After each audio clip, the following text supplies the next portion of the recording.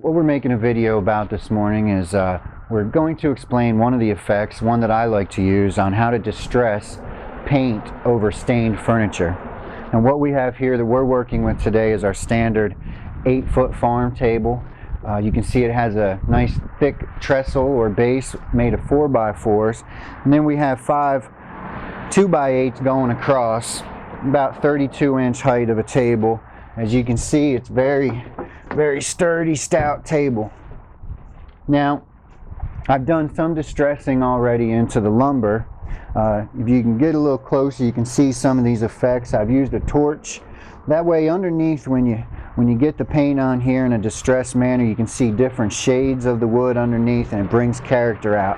I've also gone ahead and beat this with a chain all across here. I've hit it with the hammer some, and then I've used an effect with my Sawzall where I lightly go across and leave saw marks.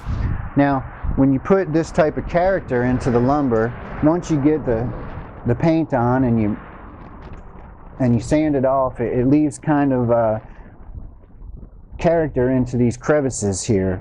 Every little bit of character you can put into this wood, the paint will get into and stay in. It just makes for a good look at the end.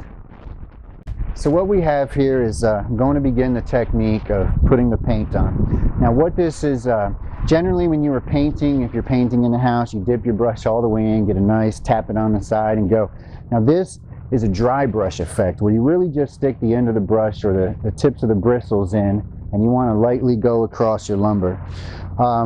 I generally use whatever paint I have lying around. As you can see, I have just a little bit of this white, and with this technique it'll cover the whole table and bench without any trouble.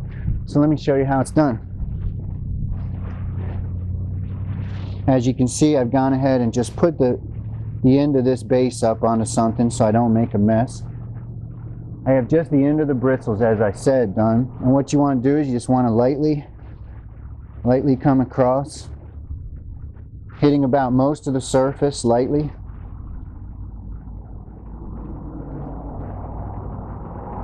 And put a light coat on everything.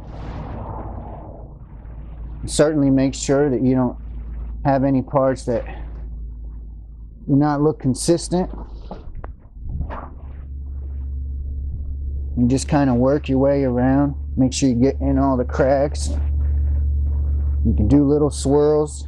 This is different than regular painting in that you don't have to be precise, but you have to have an idea of what you're doing. And the great thing is that if you get to the stage where you're Brillo padding this off and you think that you didn't have enough, you just go through and do another same technique, another coat. Go ahead and sand it off or Brillo pad it off, whichever you prefer. Okay, so I'm going to show you the technique on the top as well. Again, I'm just going to barely dip the bristles in, get them nice and covered, and then I'll lightly go across here.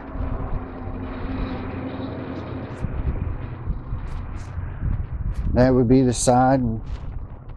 Make sure you hit that, and then you come across the top and just do your strokes nice and light.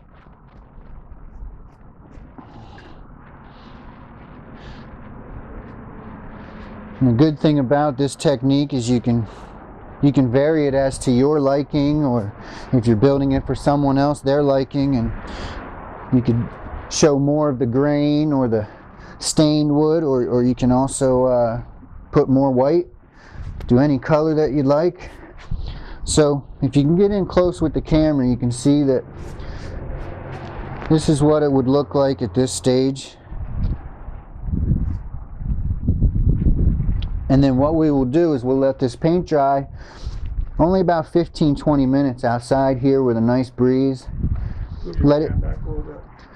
We'll let it get about 90% dry, and then we'll come in and we'll hit it with the next step, which is the Brillo pad. Now the paint is dried for about 20 to 30 minutes, and we're at the stage where we're going to go ahead and use the elbow grease and Brillo pad off some of the white to make it that distressed look. Now if you can get in close here, you can see that I've already gone ahead and distressed these boards here. And you get in, you can see kind of the effect, how it's in your benefit to go in all different angles, circles, and how when you leave some of it on the different character of the lumber that already existed. They just complement each other. So I want to go ahead and show you some of the technique. Now this is a standard Brillo pad. This is a fine Brillo pad.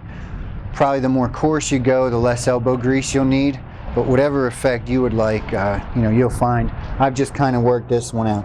And what I like to do is vary the directions I go in here. You start off going on an angle here, and this is the look you really like. It almost looks like an old door you would come across somewhere where you're taking it and pieces of the paint are actually coming up. Just like that. And then you can do a circle effect here a bit. You really don't want it to be any type of pattern. You want it to be random.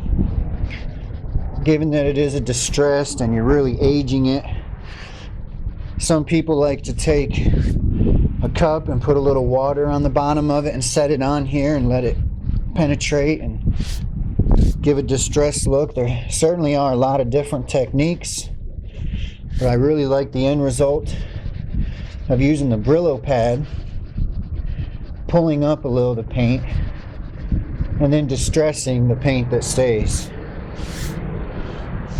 Now we'll go ahead and we like to put, given that this table will be used for eating, we like to put a couple coats of polyurethane on.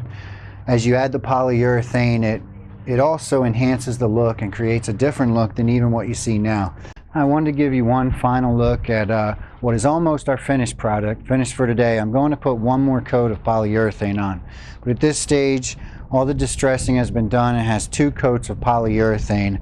And we would be remiss to show the video without showing the finished product and what it actually looks like, because it takes on a whole different effect once you have the polyurethane on and you have a nice clear coat on here. You can see the finished result. Each step kind of comes through in its own way and adds a lot of character to the table. So you can see that it's a fun and relatively simple thing to do. However, I'd be foolish not to mention that if you don't have the tools to build a table or you don't have the time to do this effect, be sure to give us a call. We'd be happy to build it.